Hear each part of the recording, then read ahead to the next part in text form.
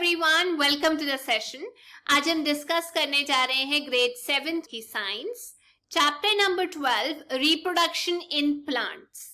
अब देखिए, हर जीव जंतु जो धरती पे है उसकी एक खासियत है कि वो अपने बच्चों को जन्म देता है अपने तरीके से।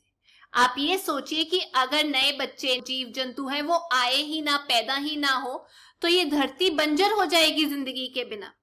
हर जीव जंतु जो बर्थ लेता है, जन्म लेता है, उसका लाइफ साइकिल या जो जीने का समय होता है वो निश्चित होता है। तो वो अपने आप को, अपनी जैसी प्रजाति को और लाना चाहता है एग्जिस्टेंस में, इसीलिए वो रिप्रोडक्शन करता है। तो वो जो नया नंबर आता है इंडिविजुअल्स का, जो पैदा होते हैं नए इंडिविजुअल्स, उसको हम रिप्रोडक्शन बोलते हैं।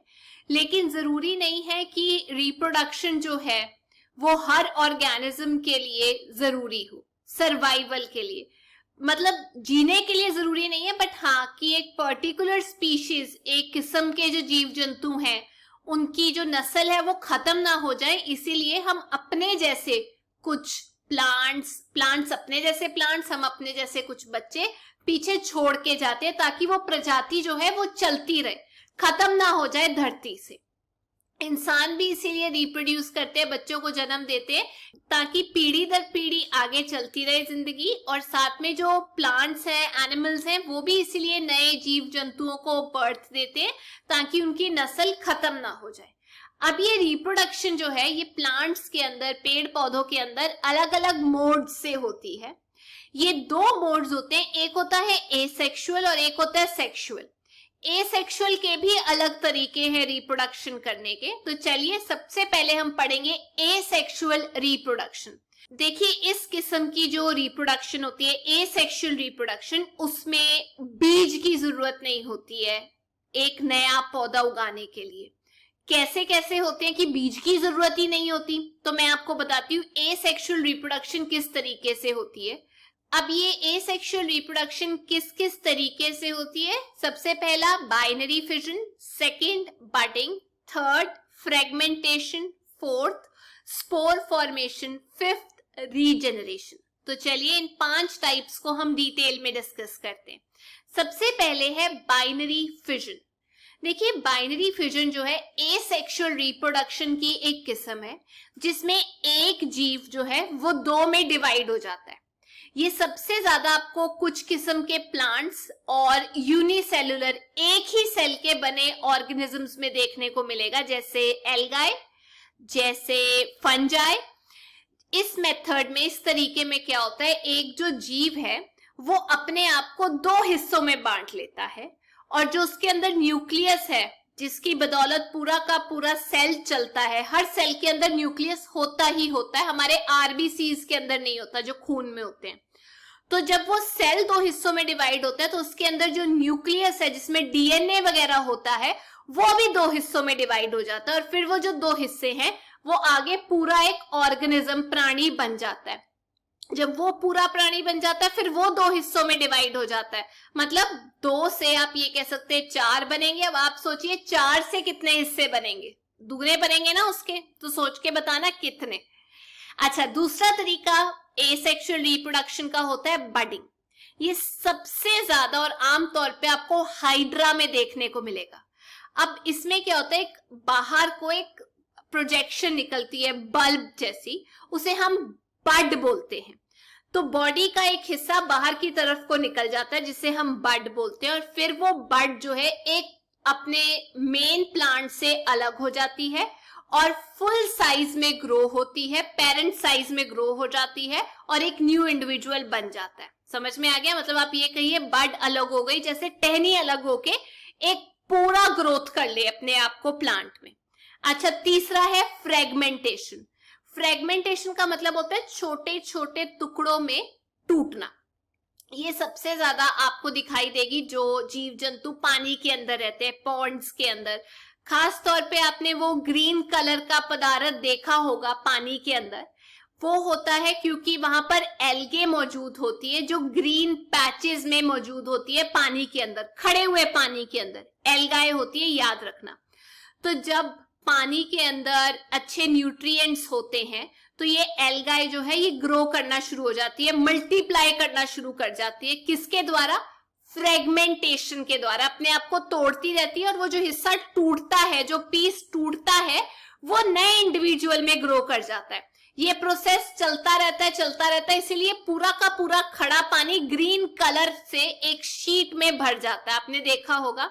तो याद रखना वो होता है एल्गाई के अंदर, फ्रेगमेंट्स में टूटती जाती है वो। अच्छा, चौथा तरीका है, उसे हम कहते हैं स्पोर फॉर्मेशन। आप यहां पर देख सकते हैं राइजोपस को, जो राइजोपस है उसके ऊपर खास तौर पे स्पोर्स होते हैं। तो जो स्पोर्स होते हैं वो छोटे छोटे टाइनी, जिसे हम बोलते हैं स्फेरिकल होते हैं शेप में, जैसे अंडा होता है। एसेक्सुअल रिप्रोडक्शन की बॉडीज होती हैं। इनके आसपास एक थिक वॉल होती है, वॉल मतलब सीमेंट वाली नहीं, आसपास जो स्ट्रक्चर है वो थोड़ा मोटा होता है। जब ये मैच्योर हो जाते हैं, अपने साइज पे आ जाते हैं, जिस साइज पे इनको आना चाहिए, फिर ये हवा में उड़ना शुरू कर देते हैं। आपने जरूर महसूस किया होगा हवा में स्पोर्स को उड़ता हुआ। काफी देर तक ये हवा में रह सकते हैं और जब मौका मिलता है, कंडीशन सही होती है, तो ये जो स्पोर है, जो हिस्सा अलग हुआ था, वो जर्मिनेट करता है, बड़ा हो जाता है और खुद एक न्यू ऑर्गेनिज्म में पैदा हो जाता है। ब्रेड के ऊपर भी आपने देखा होगा ब्रेड मोल्ड होते हैं, जिसे हम राइजोपस बोलते हैं। वो मल्टीप्लाई करते हैं, रिप्रोड्यूस करते हैं एसेक्सुअली, स्पोर्स जैसा होता है ना, स्पोर फॉर्मेशन के जरिए। बाकी के प्लांट्स जैसे मॉसेस हो गए, फर्न्स हो गए, वो भी स्पोर्स के जरिए ही रिप्रोड्यूस करते हैं। अच्छा, पांचवा तरीका है जिसमें बीज की जरूरत नहीं होती, इट्स कॉल्ड रीजेनरेशन। जैसे मान लीजिए आपका एक हिस्सा जो है उस पे चोट लग जाए तो अपने आप कवर अप हो जाता है, स्किन आ जाती है उसके ऊपर। तो वैसे ही आपने अपने गार्डन में देखा होगा, घास भी अपने आप ही उग जाता है जब आप काटते हो उसको। तो बुक में जो वर्ड इस्तेमाल किया गया है मोइंग, उसका मतलब होता है वो मशीन का इस्तेमाल करके घास को काटना। तो काफी ऐसे जीव जंतु हैं जो अपने आप को रिपेयर भी कर लेते हैं, ठीक भी कर लेते हैं एक या दूसरे जरिए से। जो सेल्स है उनकी बॉडी पे अगर वो डैमेज हो जाएं या वो खत्म हो जाएं तो वो रीजनरेट कर लेते हैं, नए सेल्स आ जाते हैं। जैसे मैं आपको बोलूं, फेस की क्लीनिंग कराई जाती है, डेड स्किन सेल्स को हटाया जाता है, तो जो नए सेल्स है वो अपने आप आ जाते हैं, वो रीजनरेशन हो गया एक तरीके का। तो काफी जीव जंतुओं के अंदर ये एबिलिटी है, क्षमता है कि अगर उनका कोई हिस्सा टूट जाता है, खत्म हो जाता है, तो वो अपने आप को रीजनरेट कर लेते हैं। तो ये रीजनरेशन की जो पावर है ये सिर्फ प्लांट्स के अंदर नहीं होती, एनिमल्स के अंदर भी देखने को मिलती है। अब हम बात करते हैं सेकंड तरीका जो है हमारे एसेक्सुअल रिप्रोडक्शन का, उसे हम बोलते हैं वेजिटेटिव प्रोपेगेशन। ये जो किस्म की रिप्रोडक्शन है, वेजिटेटिव प्रोपेगेशन, ये अलग अलग हिस्सों में होती है प्लांट्स के, जैसे उनकी जड़ों में, रूट्स में, उनकी स्टेम्स में, उनकी लीव्स के अंदर, जो अलग होके एक नए प्लांट को जन्म देते हैं। कोई भी रिप्रोडक्टिव ऑर्गन का इस्तेमाल नहीं होता इस किस्म की रिप्रोडक्शन के लिए, ना ही बीज की जरूरत होती है। इसके भी अलग अलग तरीके होते हैं। जैसे सबसे पहले हम डिस्कस करते हैं वेजिटेटिव प्रोपेगेशन, जो जड़ों में होती है, रूट्स में होती है। जैसे स्वीट पोटैटो, दलिया, या उसको हम बोलते हैं एस्परेगस, उसे अगर आप देखते हो वो जड़ें हैं बेसिकली, जो हम खाते हैं शकरकंजी, वो जड़ें होती हैं जो स्वोलन होती है, मतलब फूली हुई जो जड़ें हैं वो हिस्सा हम लोग खा रहे होते हैं। तो जो नया प्लांट है वो जड़ों में से ही आ सकता है। अगर आप जड़ों को दबा दो सॉइल के नीचे तो उसी में से, स्वोलन रूट्स में से, वो उस हिस्से में से एक नया प्लांट उग सकता है। समझ में आ गया? बीज की नहीं ना जरूरत। तो वो जो स्वोलन पार्ट है, स्वोलन रूट्स हैं, वही आप लगा दोगे तो आपको नया किस्म का प्लांट मिल जाएगा उसी तरीके का। अच्छा, दूसरा तरीका है जिसे मैं बोलती हूँ vegetative propagation by stem. Stem के जरिए होता है। तो बहुत सारे प्लांट्स हैं जिनकी एक स्टेम का हिस्सा अगर आप लगा दो तो वो मल्टीप्लाई करते हैं, मतलब एक प्लांट में ग्रो कर जाते हैं। जैसे कि शुगर केन, रोज, ग्लैडियोलस स्टेम के जरिए मल्टीप्लाई कर सकते हैं। अच्छा, एक खास बात बताती हूँ, क्या आपने कभी आलू को देखा है? आलू भी धरती के नीचे वाला हिस्सा होता है, पोटैटो। तो वो भी एक तरीके का स्वोलन स्टेम होता है जिसमें खाना स्टोर्ड होता है। अब होता क्या, अंडरग्राउंड होता है वो, ठीक है। साइड पे उसकी रूट्स होती हैं, तो रूट्स से आप ये कह सकते हैं, अगर आप पिक्चर देखेंगे, रूट्स का एक हिस्सा है जो फूल चुका है, जो आलू बन चुका है। अब जब आप आलू को ध्यान से देखेंगे मैग्नीफाइंग ग्लास से, या वैसे भी आलू को देखेंगे, तो उसके ऊपर छोटे छोटे मार्क्स दिखाई देंगे, जिसे हम बोलते हैं आईज पोटैटो की। ये जो आईज हैं ये स्प्राउट कर लेती हैं, अपने आप जर्मिनेट कर लेती हैं और एक नए प्लांट को जन्म दे देती हैं। आपने ऐसी इमेज देखी होगी, हरा सा रंग होगा, अगर उसे काट के आप लगा दोगे तो नया जो आलू है वो पैदा हो जाएगा। समझ में आ गया? अब देखिए, आप ये खुद भी ट्राई कर सकते हैं, रूट्स लेके स्वीट पोटैटो की, एस्पैरेगस की, फ्लावर पॉट में लगाकर उगा सकते हो नया प्लांट। पोटैटो के केस में भी उसका जो पोटैटो ट्यूबर है, जो आई है, वो निकाल कर आप क्या कर सकते हो, उसको उगा सकते हो और आपके पास एक नया आलू का प्लांट आ जाएगा। उसी तरीके से जो हम अदरक खाते हैं, जिंजर, वो भी मॉडिफाइड एक तरीके का चेंज फॉर्म में स्वोलन अंडरग्राउंड स्टेम होता है, जिसे हम राइजोम बोलते हैं। मतलब जिंजर भी आपको धरती के नीचे से मिलता है, जड़ों के आगे थोड़ा जिंजर का पार्ट होता है इरेगुलर शेप में। जब उसको सही कंडीशंस दी जाए तो जो बड्स है, छोटे छोटे हिस्से हैं, उससे नए प्लांट्स उगाए जा सकते हैं। अगर हम स्ट्रॉबेरी की बात करें तो आप देख सकते हैं स्ट्रॉबेरी का प्लांट, उसका एक हिस्सा जो स्टेम का होता है, अगर आप उसको निकाल के धरती के नीचे कर देंगे तो उससे एक नया प्लांट आ जाएगा। जी हाँ, तो वो जो स्टेम है जिसको आप सॉइल के नीचे कर रहे हैं, उसे हम रनर्स बोलते हैं। समझ में आ गया? स्ट्रॉबेरी को, प्लांट को, अगर एक हिस्सा उसकी टहनी का आप नीचे कर देंगे सॉइल की, तो उससे भी आपको एक नया प्लांट मिल जाएगा। अब बात करते हैं, क्या वेजिटेटिव प्रोपेगेशन लीव्स के द्वारा हो सकती है? जी हाँ, कुछ प्लांट्स है जैसे ब्राइलोफाइलम, जैसे बेगोनिया, ये प्रोपेगेट करते हैं, मल्टीप्लाई करते हैं लीव्स के जरिए, प्रोड्यूस करते हैं नए वालों को लीव्स के जरिए। आप देख सकते हैं ब्राइलोफाइलम में जो प्लेटलेट्स हैं जिसके द्वारा नया प्लांट उगाया जा सकता है, वो पत्ते के साइड पे उगे हुए आपको दिखाई देंगे, बिल्कुल पत्ते के कोने पे। तो ये जो प्लेटलेट्स हैं, अगर आप इनको अलग करेंगे तो एक इंडिपेंडेंट प्लांट जो है वो आपको मिल सकता है। आप खुद ब्राइलोफाइलम की लीफ के साथ एक बड़ा प्लांट उगा सकते हैं। अब वेजिटेटिव प्रोपेगेशन के क्या क्या फायदे हैं? वेजिटेटिव प्रोपेगेशन जो आप लीव्स के द्वारा कर सकते हैं, रनर के द्वारा जिसे हम डॉटर प्लांट बोलते हैं, स्ट्रॉबेरी में पड़ा था, या फिर आप स्वोलन रूट्स के जरिए, स्वोलन स्टेम्स के जरिए नए प्लांट्स उगा सकते हैं। क्या क्या फायदे? देखिए, इजी है, जल्दी हो जाता है, एक्सपेंसिव नहीं है, और प्लांट्स भी उग जाते हैं जल्दी ही, कम टाइम में। दूसरा, प्लांट्स को बीज की जरूरत नहीं होती। तीसरा, ये जो प्लांट्स उगते हैं ये पहले वाले प्लांट की बिल्कुल कॉपी होते हैं, मतलब बिल्कुल पेरेंट प्लांट की कॉपी होते हैं, ट्विन आप कह सकते हैं, पहले जैसी।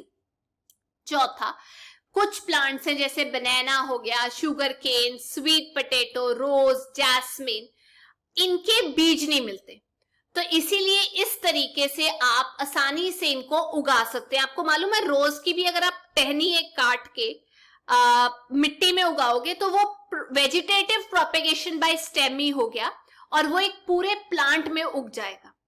अब कुछ आर्टिफिशियल मेथड्स भी हैं इस तरीके की वेजिटेटिव प्रोपेगेशन करने के, क्योंकि इसके बहुत सारे फायदे हैं वेजिटेटिव प्रोपेगेशन के, तो इंसानों को लगा कि इसको आर्टिफिशियली क्यों ना किया जाए। मतलब एक तो नेचुरली हो गया, जो नेचर में वैसे ही उग रहा है, आप उसका एक हिस्सा काट के अलग करके लगा दो।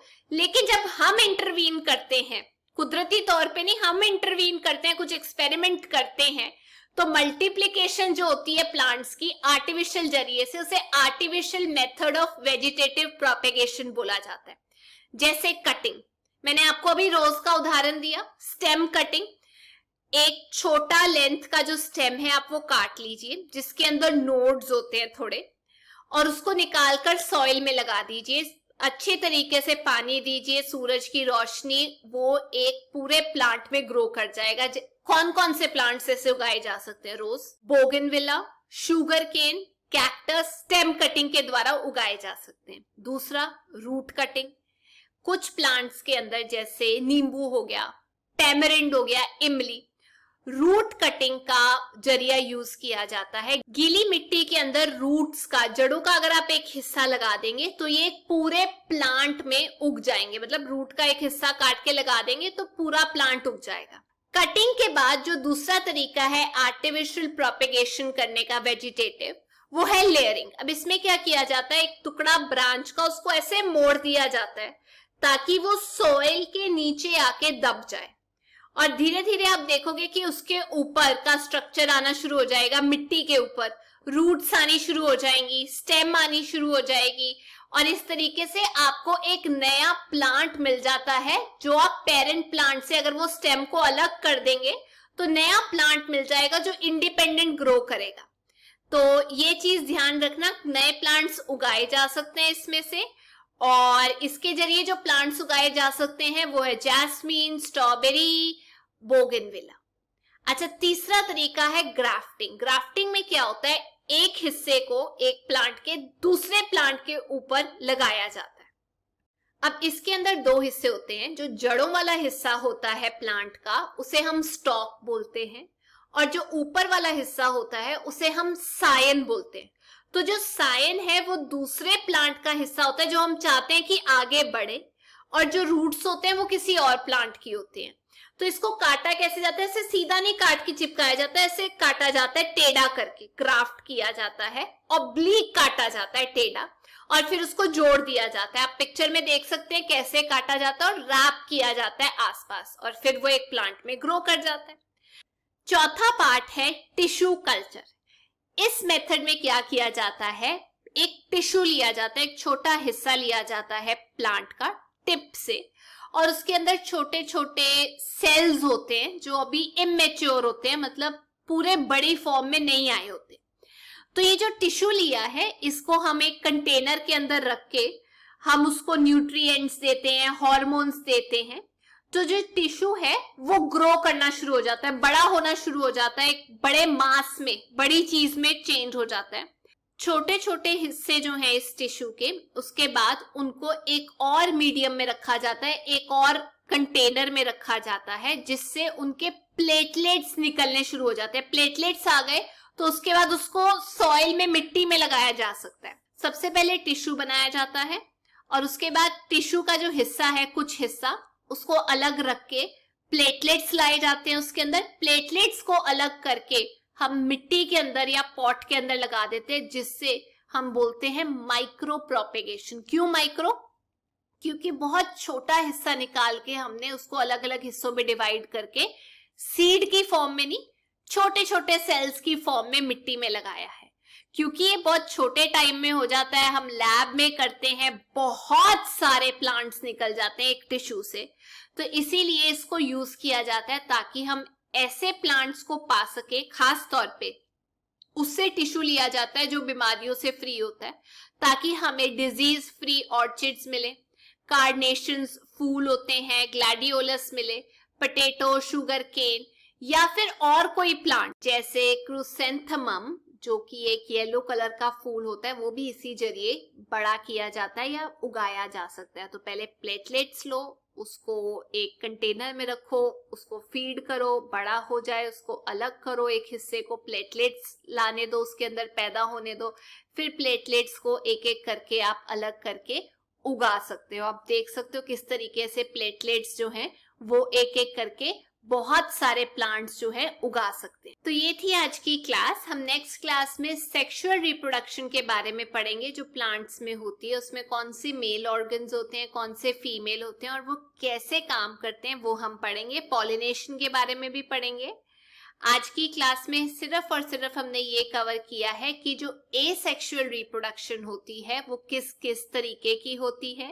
वेजिटेटिव प्रोपेगेशन के बारे में पढ़ा, फिजन, बडिंग, रीजनरेशन, फ्रेगमेंटेशन, किस तरीके से वेजिटेटिव प्रोपेगेशन होती है रूट, स्टेम या लीव्स के जरिए। अब जाने से पहले मैं आप लोगों से दो क्वेश्चंस पूछना चाहती हूँ। सबसे पहला कि जो पोटैटो है उसके अंदर जो छोटे छोटे स्कार्स होते हैं जिससे एक नया प्लांट उगाया जा सकता है, उसे हम क्या बोलते हैं? और दूसरा और सबसे इम्पोर्टेंट क्वेश्चन ये कि जो स्ट्रॉबेरी है उसको अगर हम बेंड करके उसकी एक स्टेम को अलग करते हैं तो उस हिस्से को हम क्या बोलते हैं। तो ये दोनों क्वेश्चंस के आंसर जो इम्पोर्टेंट है आप मुझे प्लीज कमेंट सेक्शन में दीजिएगा। हम नेक्स्ट क्लास में मिलेंगे, तब तक टेक केयर, बाय बाय।